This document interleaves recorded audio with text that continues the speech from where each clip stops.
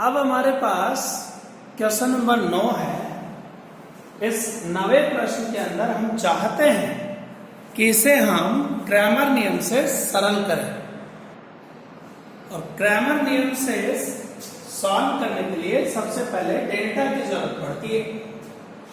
तो डेल्टा बनाते हैं अपन इसका 1 4 3 2 3 -5 y के गुणांक और 4 -2 1। अब इसका प्रसार कर लें अपन। 1 के लिए किया 3 - 10, -2 के लिए किया 4 + 6 और +4 के लिए किया -20 -9। ये -7, ये -20 और ये 29 का 4 से इंटू करें 116। ठीक है नी। अब इनको जोड़ लेते हैं अपन। 116 और 7 123 और 20 143 माइनस के 143 जो शून्य के बराबर नहीं है, इसलिए निकाय संगत है। The system is consistent. Consistent यानी संगत। संगत या असंगत से मतलब हमारा यहां पर क्या होता है कि संगत का पता लगाना हो या असंगत का पता लगाना हो तो हम डेल्टा को चेक करते हैं। यदि डेल्टा का मान 0 आ जाता है तो वो निकाय असंगत होता है, सिस्टम इज इनकंसिस्टेंट। और यदि ये नॉन जीरो आता है यानी अशून्य आता है तो सिस्टम इज कंसिस्टेंट यानी निकाय संगत है। तो निकाय संगत होगा तो ही इसके XYZ के मान निकाले जा सकते हैं, अदरवाइज नहीं। तो आइए अब अपन क्रैमर नियम यूज करते हैं।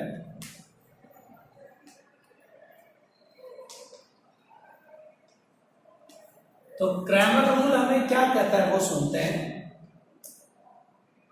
डेल 1 निकालना हो तो पहला स्तंभ इन कांस्टेंट से चेंज कर 16 5 4 और बाकी ऐसे रहने दो 2 3 -5 4 -2 1। ये बना अपना। तो अपन इसे सॉल्व कर लेते हैं। 16 3 -10 -2 into 5 + 8 + 4 into -25 और -12। तो -7 16 से हुआ -112, 13 का इससे हुआ 26 और यह 37 का 4 से करना है। 37 into 4 8 2 12 2 14 148। इन सब को जोड़ लिया जाए। 260 ये बन गए, उसमें 26 और जोड़े 286 माइनस 286। अब डेल 2 निकालते हैं। तो ये जो दूसरा स्तंभ है डेल का उसको चेंज करते हैं 16 5 और 4 से। ये हटाते हैं, ये पहला और तीसरा यो ही रखेंगे। तो 1 4 3 फिर 16 5 4 और फिर 4 -2 1।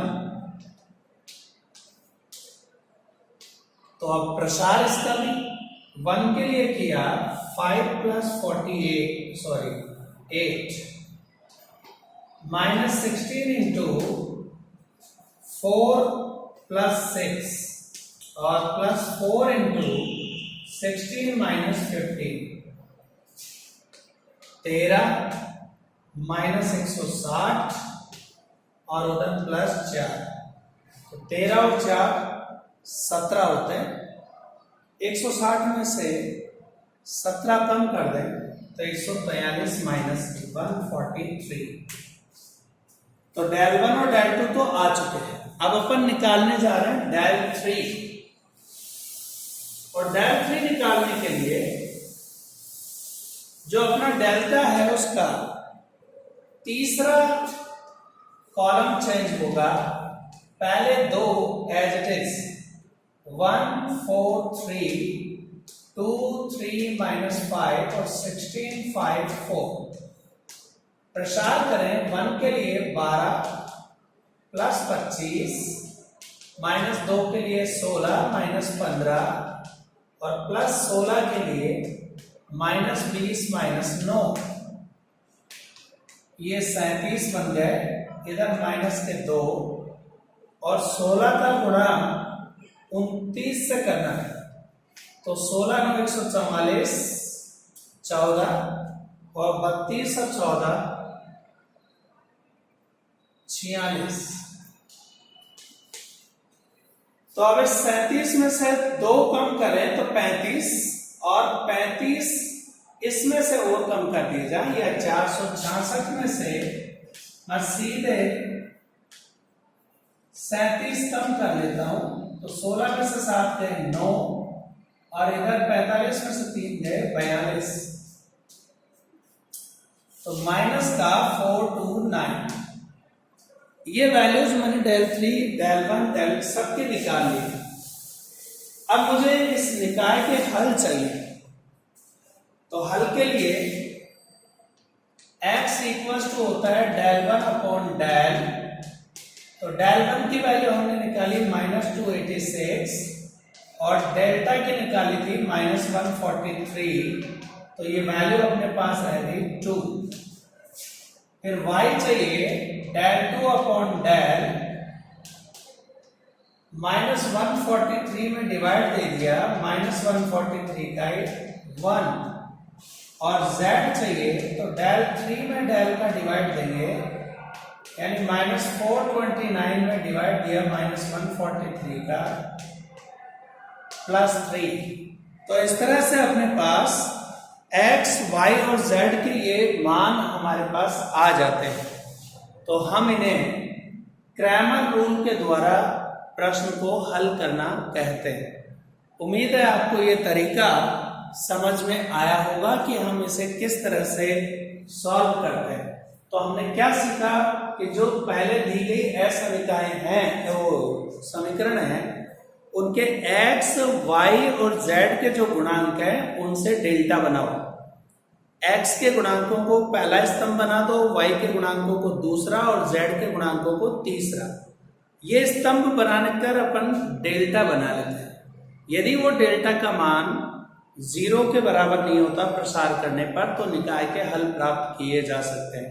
यदि वो 0 हो गया तो निकाय के हल प्राप्त नहीं होंगे, सिस्टम इनकंसिस्टेंट होगा, क्योंकि आप जानते हैं डेल्टा का तो अपन डिवाइड करते हैं। तो यदि डेल्टा ही 0 हो गया तो फिर ये 0 का डिवाइड पॉसिबल ही नहीं, इसलिए बोलते हैं कि वो असंगत होता है, यानी इनकंसिस्टेंट होता है यदि 0 हो जाए डेल्टा तो। उसके बाद में अपन पहला स्तंभ चेंज करते हैं, d1 d2 d3 जो कांस्टेंट उसमें मान लिखे रहते हैं बराबर के उधर, उनसे जो पहला स्तंभ चेंज किया जाता है, बाकी दूसरा और तीसरा एज इट इज रखें तो अपन उसे कहते हैं del 1। दूसरा स्तंभ चेंज करें, पहला और तीसरा एज इट इज रखें तो del 2, और यहां पर तीसरा स्तंभ बदल दे तो del 3। पहला दूसरा एज इट इज रखना है जैसा था। तो इस तरह से अपन ये वैल्यूज निकाल लेते हैं।